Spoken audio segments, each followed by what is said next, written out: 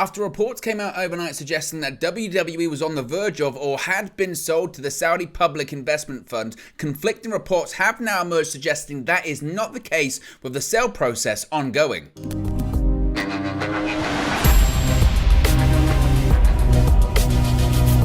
Hey guys, welcome back to Wrestling News 365. Hope everyone is doing very well. As always, there are plenty of news stories to get into in the world of World Wrestling Entertainment, and this is just a big story that I think people got a little bit carried away with, because now we know that WWE, in fact, according to reports, has not been sold to the Saudi Public Investment Fund. In fact, this sale process, this strategic alternatives, is still being explored, and there has been no transaction as of right now. But there is a bit of an update on how we got to that story being put out there last night and now being disputed today. There's also a report on WWE superstars. What would they do hypothetically if the company was sold to the Saudi Public Investment Fund? Would people walk out? Would people leave? What's going on with Vince McMahon as well? So we got loads of details on this. Let's get straight into it here, because the story that came out, we spoke about this morning, it's been a wild few hours for wrestling news. So for those of you who are catching up, here's what we know about the major developments when it comes to WWE overnight, how we got to this situation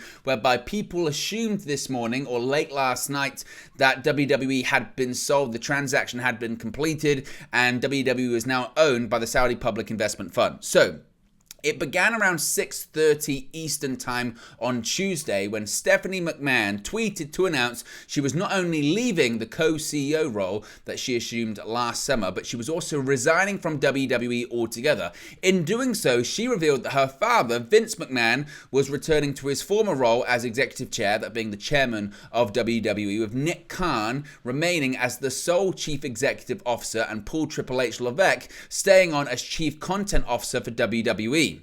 The election of Vince to executive chair into that role appears to be have been held after Stephanie's resignation from the board of directors. Now, shortly after that announcement, rumors began to circulate on social media and by some big outlets, wrestling outlets, not necessarily finance outlets, we'll touch on that in a second, to circulate that a deal had been agreed for Saudi Arabia's state-owned public investment fund to buy the company. Just before 10:30 p.m. Eastern Time, sports site DAZN confirmed that sources had indeed told them that the company had been sold. According to reports, the sale had been agreed in principle and would involve the company returning to private ownership for the first time since 1999, when it became a publicly traded entity. Now, they were rumours. Several prominent journalists, including the likes of Sean Ross Sapp of Fightful and others, emphasise that no one in the company had yet confirmed the rumours, and indeed many are expressing scepticism that the news was indeed accurate. While there had been no official comment on the Saudi rumours, the company did issue a press release thanking Stephanie McMahon for her contributions to the company. Vince said his daughter, quote, has always been the ultimate ambassador for our company, and her decades of contributions have left an immeasurable impact on our brand. As I mentioned, people then started to get very, very excited by this. Very, very excited. Dave Meltzer on the Wrestling Observer Radio even continued saying, quote, one thing we do know about this story is that ever since he was ousted, he did open up talks with Saudis. So this didn't come in last week. His coming back was obviously to close a deal that will perhaps the people who are running the company, for all the reasons we're talking about, probably felt uneasy about the deal closing because they're perhaps looking out for the long-term future of the company and their own asses too. However, since then, conflicting information and denials have come out suggesting that WWE indeed has not been sold to the Saudi State Public Investment Fund as of right now. As I mentioned, late Tuesday evening, Cassidy Haynes of BodySlam.net and Steve Mulhausen of DAZN reported that WWE had been sold to Saudi Arabia with the intent for the company to go private once again, instead of being a publicly traded entity. Now, as of right now, at the time of recording, Mulhausen's tweet has since been deleted, and Sean Ross Sapp of Fightful was unable to confirm the rumours. Additionally, several reporters now claim there is no truth to this story. Most notably, I guess the biggest person to say this, is Ariel Helwani of BT Sport. He tweeted out, quote, contrary to reports stating otherwise last night, there is no deal in place at this precise moment for WWE to be sold to Saudi Arabia's public investment fund for any entity, sources say. Helwani tweeted that earlier today. The organization is still exploring all options, I'm told, developing. I asked someone at WWE who would know, who said the story that took hold of Twitter last night about WWE and Saudi Arabia being near a deal to take the company private is untrue, wrote WrestleNomics' Brandon Thurston. Thurston was himself responding to a tweet by Richard Greenfield of the media research firm Lightshed Partners, who called out Mulhausen's deleted tweet as, quote, 100% false. Sportscaster John Alba, who also has a host of several high-profile wrestling podcasts, also said this morning that a high-ranking WWE source with knowledge of the situation called the reports, quote, completely false.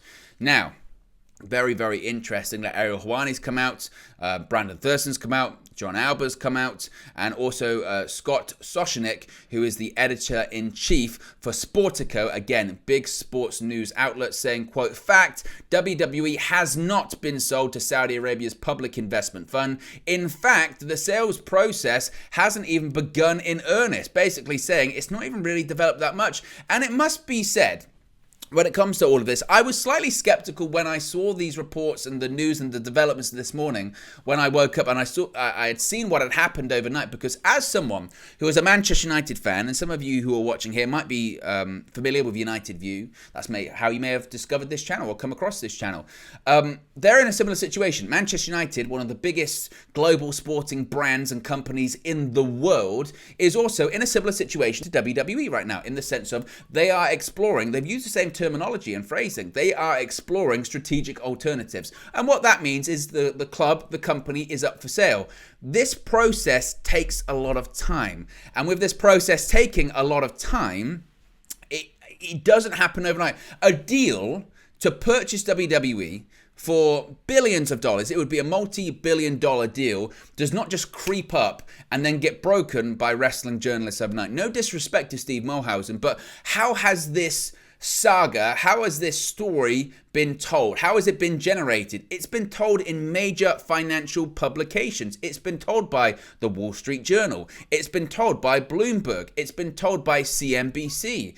It will be those kind of outlets that report any development in this story. No disrespect to wrestling journalists, but that's just not their pay. It's above their pay grade. It's the same as football when it comes to Manchester United.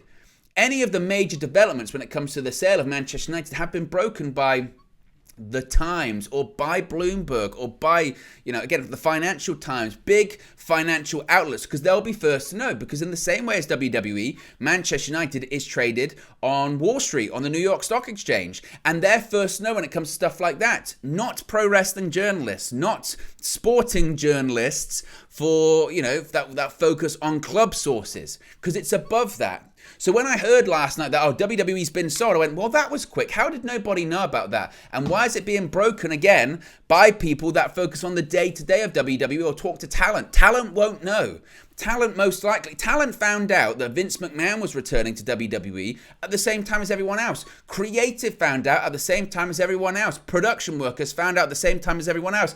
Employees within WWE found out at the same time as everyone else. If WWE is actively negotiating with the Saudi Public Investment Fund, chances are a handful, count them on one hand, group of people know, and even those that do know, they are signed and bound to confidentiality agreements, because whenever you enter active negotiations for a multi-billion-dollar transaction or acquisition, there are confidentiality agreements, because the slightest bit of information leaking out that isn't true or could move around the share price slightly can jeopardize the entire takeover, the entire transaction. Remember, if you're going to purchase WWE as well, you have to buy the shares off of everybody. Look at Elon Musk. That's the situation, what happened with Twitter. So to think and to say that this story would just break overnight, that they've just bought it like that, it won't happen that quickly. Now, in terms of a takeover, we are looking at probably between March and June of this year of somebody buying WWE, if indeed anybody's going to buy WWE in the first place. Again, they've only just started exploring these strategic alternatives. Vince McMahon came back in on Friday to really start this process. Now, there's a possibility that WWE informally may have been negotiating with other parties since last summer, but clearly Vince McMahon has come back to the company and he wants to lead negotiations. So that would imply that negotiations really haven't started. What we're seeing right now is a feeling out process. What we're seeing right now is these major companies, these major corporate corporate organizations like the Saudi Public Investment Fund. I'm sure they're interested, but also I'm sure Comcast is. I'm sure Disney is. I'm sure they're all looking around going, is this something we want to do? Even before even putting a bid in place, they have to consult numerous people. Is this financially viable? Is this value for money? All of that kind of stuff. So the fact that it was going to be, it happened overnight, I always felt was a stretch. I did. That's not to say that there isn't fire to this smoke. Sometimes there is smoke with fire. And again, this isn't the first time we've heard that the Saudi Public Investment Fund are interested. It's the second time. But I think this should serve as a good example of who are you hearing it from? How far away do you want to, how far into it do you want to get? And let's wait for big official sources. I understand it's DAZN, so you would say, well, that's a fairly reputable outlet. But I think what we're really waiting for, if someone's going to break a story again, is the Wall Street Journal, is Bloomberg, is CNBC, are these big Wall Street hitters, these big people that would know. That's what we're really looking for. Again, it's not to say certainly that the Saudi Public Investment Fund won't purchase WWE, but as of right now, and we're currently in a trading day, as of right now, it's not been sold. As of right now, WWE is still a publicly traded company. As of right now, Vince McMahon is still back in WWE. So that's the situation there. Now, of course, we're only 11 days into 2023, and it's already been a newsworthy year for WWE and the McMahon family. Last week, of course, Vince McMahon announced his intentions of returning to the company in order to help the company pursue a sale. McMahon later reinstated himself to the WWE's board of directors. Now, in the second week of 2023, Vince McMahon has been elected as the executive chairman of the board. In another bombshell move that came to light Tuesday evening, his daughter, Stephanie McMahon, announced that she had stepped down as the co-CEO of WWE. Nick Khan is now the sole CEO of the company. And before all of this news broke, this is really interesting, and I think it's part of this story that's kind of gone under the radar because of all of these Saudi rumors. Brandon Thurston of WrestleNomics reported Tuesday morning that the Securities and Exchanges Commission, SEC, had declined to give an update on any investigations involving Vince McMahon or WWE. After Thurston asked if there were any ongoing investigations, a SEC spokesperson responded saying, quote, "The SEC does not comment on the existence or non-existence of a possible investigation." Now, this is really interesting because according to a letter that was sent to McMahon by the WWE Board of Directors on December 27, there is an ongoing investigation and the company would have been informed of such. In the letter, the board members didn't feel that McMahon should return due to the pending, quote, government investigations of his conduct from the US Attorney's Office and SEC, basically saying the company and McMahon himself could be possibly indicted or possibly brought up on criminal charges relating to the non-disclosure of those hush money payments that were to the benefit of WWE. Despite them coming out of McMahon's own personal finances, they should have been documented and registered by WWE because they were to the benefit of the company. They were not. Because of this, WWE had to go back to several earnings reports, several financial reports, and alter them and change them, something that SEC and the US Attorney's Office were investigating. And again, WWE felt that with Vince McMahon coming back, more light would be shone on this. There are other allegations reportedly that haven't been made public right now, and it wouldn't be within the best interest of WWE for McMahon to return. However, Vince said, "I don't care, I'm coming back," and now all of these new rumors have escalated as well.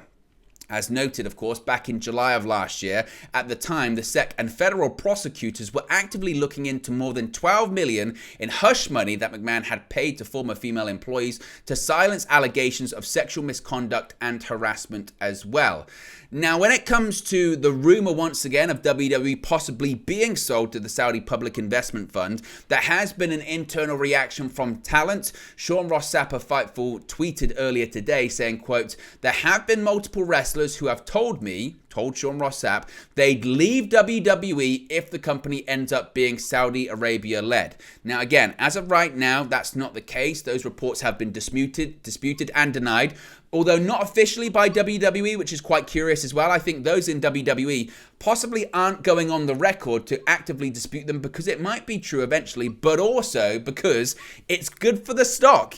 If they know that a sale is on the horizon, as we've seen recently with McMahon's return to the company, With a sale on the horizon, what happens to the stock price? It goes up exponentially.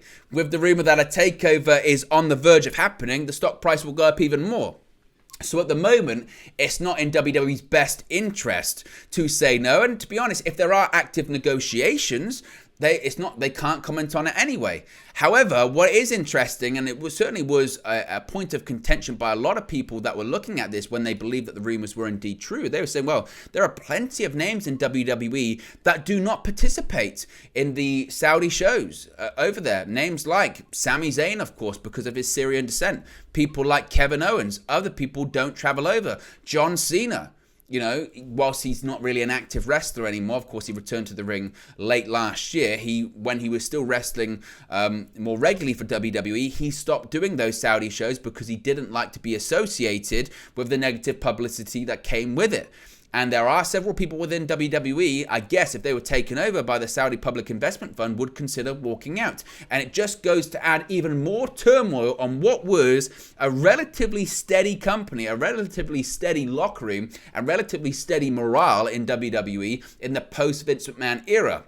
Now that Vince is back, there's an assumption and a concern that eventually he will be the head of creative once again. That's possibly what this sale is all about. It's a means to an end, because he may say to the Saudi Public Investment Fund or whoever he sells the company to, whether it's Comcast, whether it's Fox, whether it's whoever it may be, whether it's Disney, he might say, because I'm the majority shareholder, because I've changed company bylaws that mean that any sale process or negotiation has to go through me. Any media rights negotiations have to go through me and have to be signed off by me. It could be a case of him saying to whoever bids the most or has the most favorable package in terms of what they're offering WWE, and most importantly Vince McMahon, he might say to them, look, I'm happy to sell you the company on the condition that I run everything on a day-to-day basis. Basically the Dana White deal, in the sense of when the UFC was sold, the people that bought it said, we're happy that we've purchased the company, but you're still the president. You still run everything. Everything still goes through you. It's just a different ownership model. That's just it. And that could be the case with WWE. This could be a means to an end of Vince McMahon. This might be his end game. The end game for me, for Vince, certainly, is to gain full power again. He's the chairman of the board once more. The CEO, I don't know if it's the biggest deal in the world, because he probably thinks, look, Nick Khan was the president before. It's not a big deal. He'll answer to me. He answered to me before. And Nick Khan is good for WWE in terms of making the money. He's made the company a ton of money since he rose to power within the company. The next step for Vince is head of creative. Triple H at the moment has that role. He's the chief content officer. But let's face it, my feeling is his days are numbered. I really do feel that is the case. I honestly do. And how he gets there, whether he decides not to sell the company. Remember, he has the votes on the board of directors now as well. He's got Michelle Wilson, George Barrios. He's got his own vote. There are three now, because 2 directors resigned when Vince came back, plus Stephanie McMahon. There are 3 vacant seats on the board of directors right now. And chances are Vince will appoint people that will be McMahon sympathizers, and they'll give him any vote that he wants. Therefore, if Vince McMahon decided, you know what, I'm not going to sell the company, I'm just going to elect myself as the head of creative, replacing Triple H, he'd get the votes. He still needs board sign-off on that, board of directors sign-off. They have to vote on the matter. But at the same way, he was just unanimously elected to the board of directors as executive chairman. It's not a big step to say he would do the next thing, because he will get the votes. So Vince McMahon doesn't have to sell now, but he might do it to make more money and also strengthen his position in the future. If the company goes private and it's basically the owner's decision as to what happens, and he's already made a deal in writing that as long as he's alive, he's in charge, that might be him securing his future within the company. So again, developing story. As of right now, don't get too carried away. Basically, this sales process is ongoing, and I don't think we're going to get a definitive buyer, at least for the next couple of months, if not ever. Again, there is no confirmation that a sale is even going to happen. A transaction is going to happen. They are merely exploring those strategic alternatives. So there you go. That's the latest development on the story. Again, I'm sure we haven't heard the last in it. So let me know your thoughts in the comment section below. Be sure to smash a like on the like button. Be sure to subscribe, bottom right-hand corner, and I'll speak to you again very, very soon. Hey guys, thank you for watching, listening, streaming, or however you come across this video today. Be sure to click on the video on the right there to watch our next video, or click the bottom there to subscribe, or the bottom right hand corner. Thank you very much, and I'll speak to you again very soon.